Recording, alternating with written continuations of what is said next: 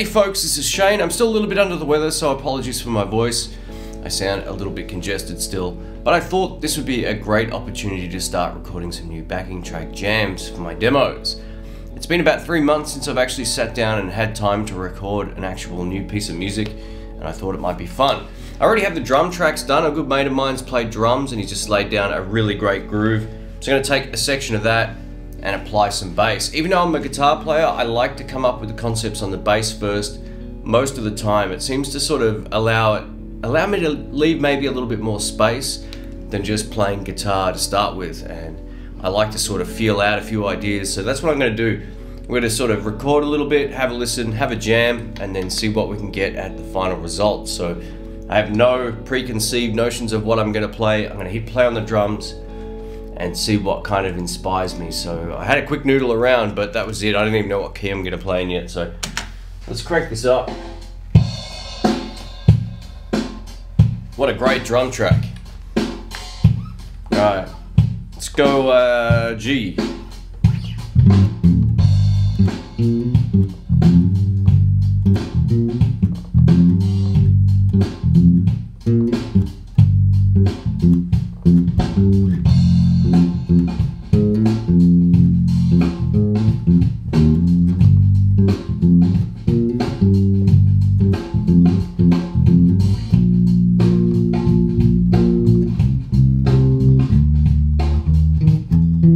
Alright, so I should go to the E there. I reckon that's about it, so.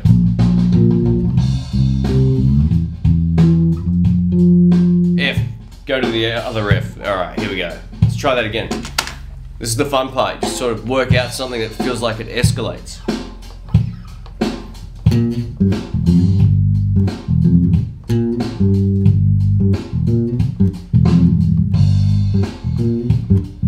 Instead of going to a 4, go to the F.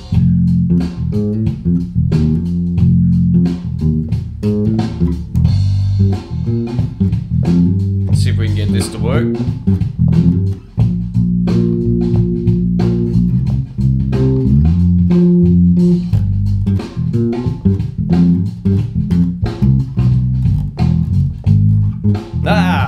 I like the idea though. Even though that's messy as nobody's business, I kind of like the vibe, and it sort of will allow me to sort of play some lead guitar parts in the demos that actually sort of go somewhere. I like to have a chord progression that feels like it's sort of escalating. Even though I keep my intro tracks to around a minute or less, I kind of feel like that's the perfect amount of time to kind of do something, you know, creative guitar playing wise. So I'm just going to get that change again.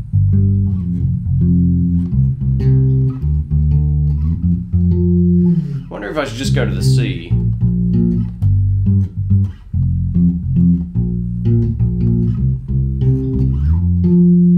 Now that's kind of cool. Let's give that a go. So I'm going to tune up, so bear with me.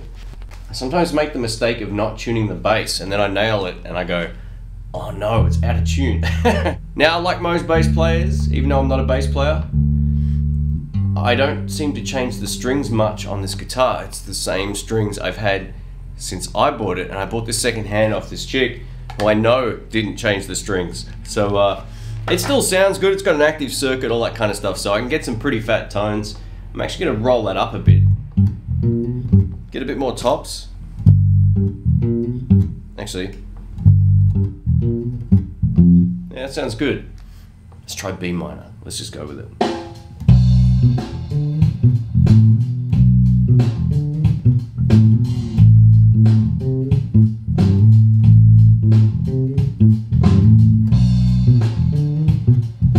I might actually do that a few more times.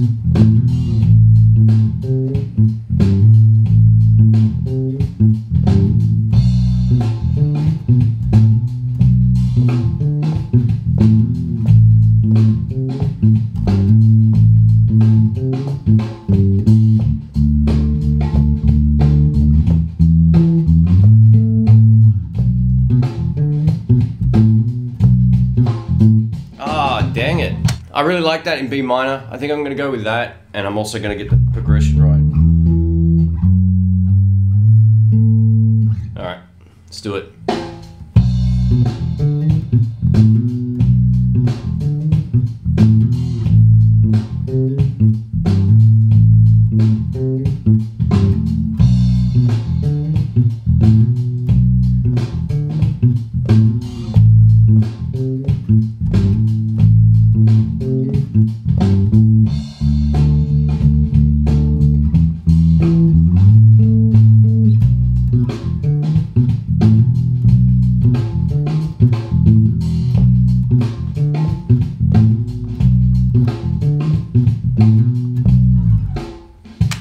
And that's a perfect spot to finish just based on what the drums are doing. And I don't mind, the drum track's actually quite long, but I'm just gonna use it like that. So that's the bass done. And now I'm gonna go over to my electric guitar and maybe hook up, I'm just gonna hook up the Mustang. Why not? All right, so I hooked up the Fender Mustang and I've just got my Maton Master Sound guitar. I wanted something with a little bit of an edge. So I set up a pretty dirty sort of sound. Not too dirty, but dirty so it, you know, gives the track a little more intensity. I've got a lot of sort of those off clean rhythm tones. I wanted something a little bit different. I'm just gonna have a quick jam and see how it feels. Hopefully the mix isn't too bad. We'll find out on the editing, I suppose.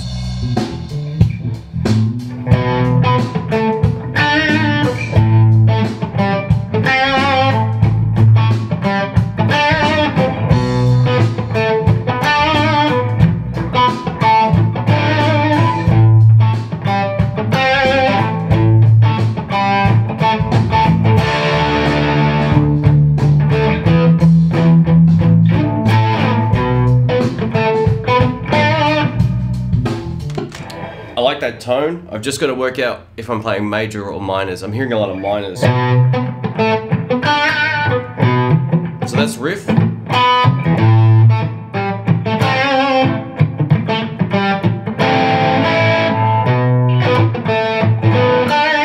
we've got minor, major, or seventh.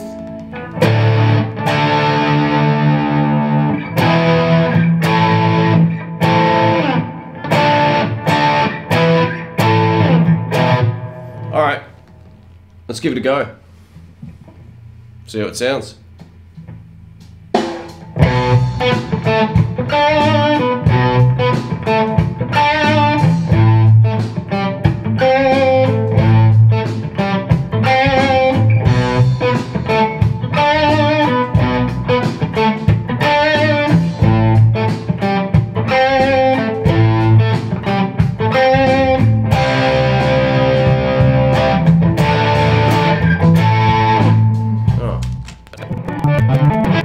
Alright, well, a lot of that was actually pretty good, so I'm just going to go from where that chord change comes in.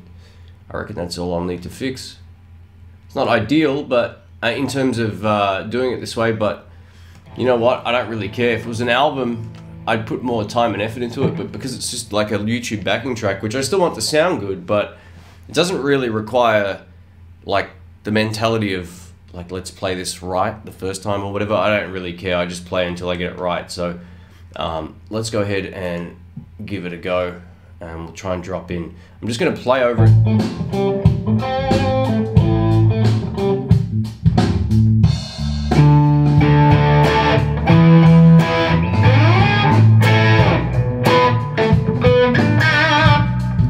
Alright, let's just hit record. I reckon I'll get this.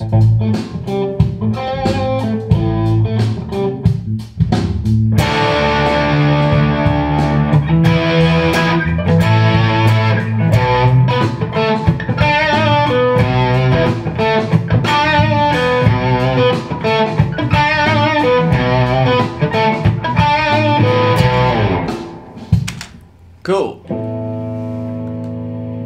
So let's go ahead. I know you guys can't see the screen right now, but it doesn't really matter. You'll be able to hear what's going on in about 2 seconds once I have a listen back, bring up the levels, all that kind of stuff. So this is how it sounds.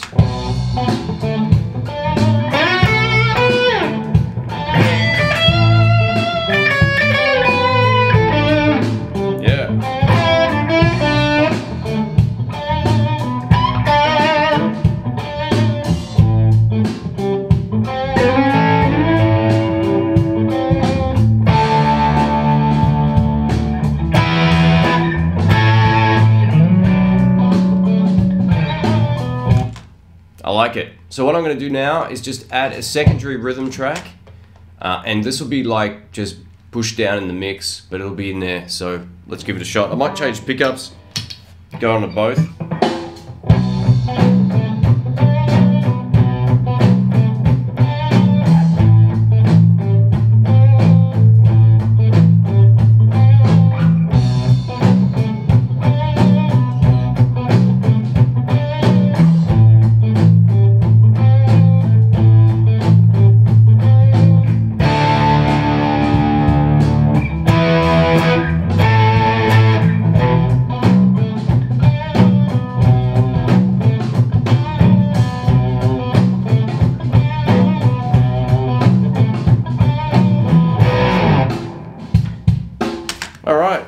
that's it.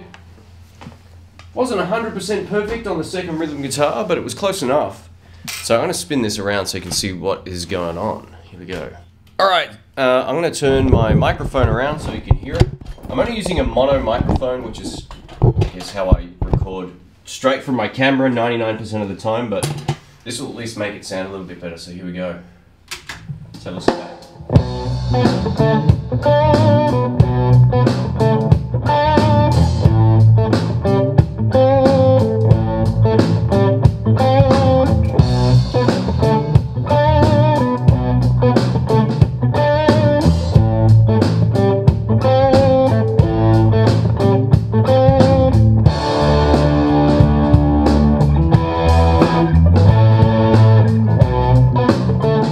Sounds great. I haven't even mixed any of this and it already sounds really good. And that's the trick. Whatever you put into recording, you'll get out in better shape, basically. So if it sounds like crap going in, you can't fix it. And yeah, I'm just going to go ahead here and fix up some of these joins on that first sort of funky riff thing I was playing on the first guitar.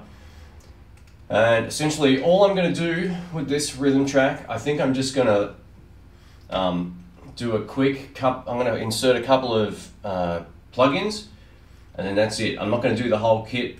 All I'm going to do is use one on the kick, the snare, the bass, and a couple of other things. So I like these JJP plugins. I think they're my favorite right now.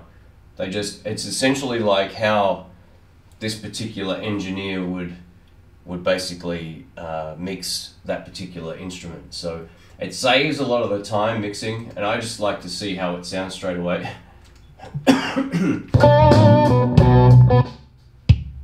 Sounds cool already. Nice. I'm going to bring a little bit more lows in.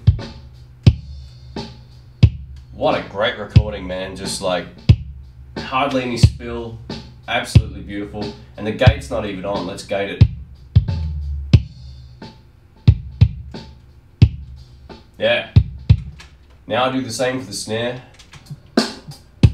Snare sounds so good already, but I'm going to just basically do the same thing. So I'll bring in the same plugin, select snare, top.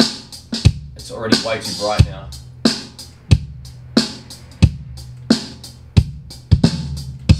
Yeah, that's fine. That's no problems at all. Now I also want to do the bass. I think it's this track.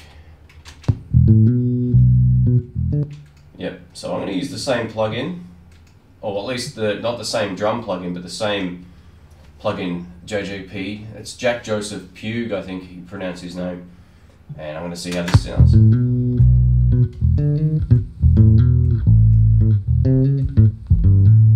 Sounds great already. Let's bring in the drums.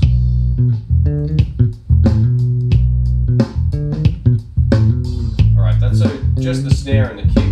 That all sounds pretty good. The bass is probably a little bit loud.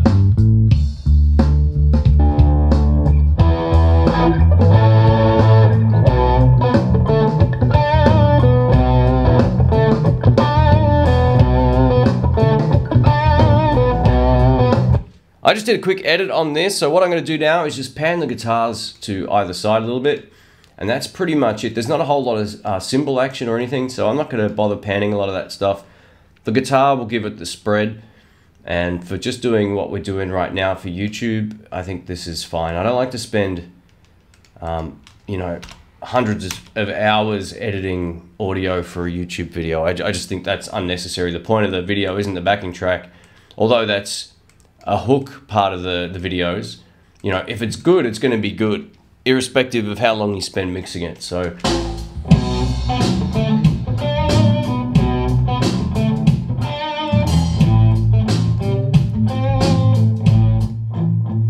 Alright, I'm just going to bring up some compression on some of the other guitars here, just so they're a little more even. I'm going to use exactly the same plugin again, but the guitar one. So this is, where is it? JJP guitar.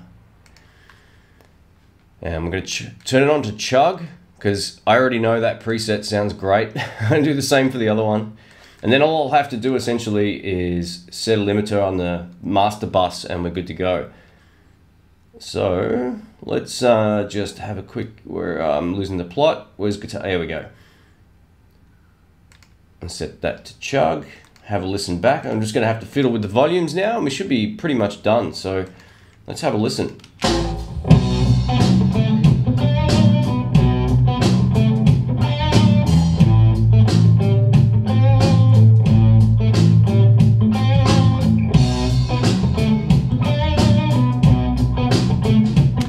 I'm going to just edit the hats. I'm going to bring the hats over to one side, and that should be about it. So this is the overhead right, overhead left. I'll just give that a little spread. Actually, I didn't think I needed to, but I think it'll help with the hats. Let's have another listen.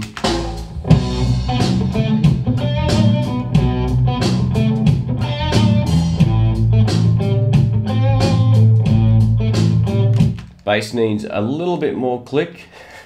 I know I'm getting a little fussy now, but I just like to have the rhythm section the most prominent thing in these, because I'm going to be playing guitar over them. So I don't want the rhythm guitars to be more up front than the rest of the track. It sort of detracts from my actual playing, or you're fighting against it. So.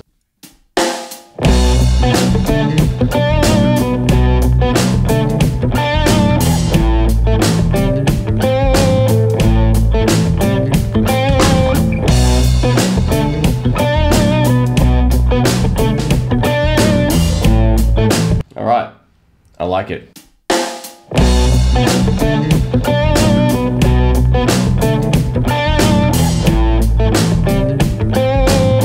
Cool.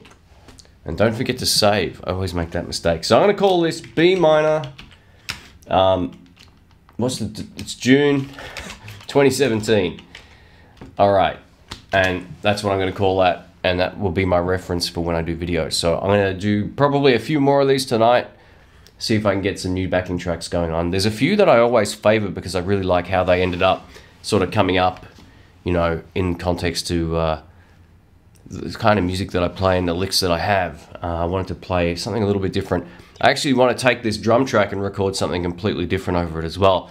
These kind of funk drums like this, funk, rock, whatever, you can play almost anything over it and it's going to sound great. You can play a 12 bar, you can play a rock sort of thing or a riff based thing on guitar like I was just doing, or you can just turn it into something completely different, and that's the beauty of finding a great drummer. So yeah, I really dig the sound of this, and you're gonna hear this on future demos coming up.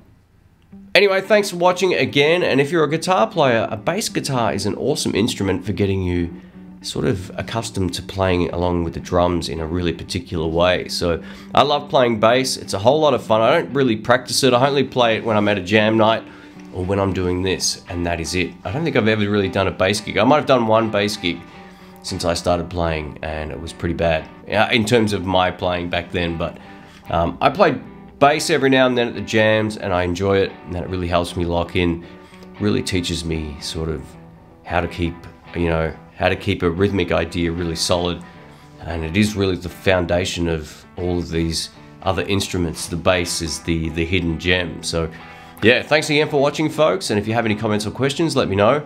I'm recording into Nuendo right here as well, which is kind of like Cubase, and I had a Fender Mustang on the ground over here with a Rode NT1 microphone just right in front of it at a very, very low volume, and it seemed to record spectacularly. It's exactly the sound I had in my head. So awesome. Thanks again. Catch you soon. See ya.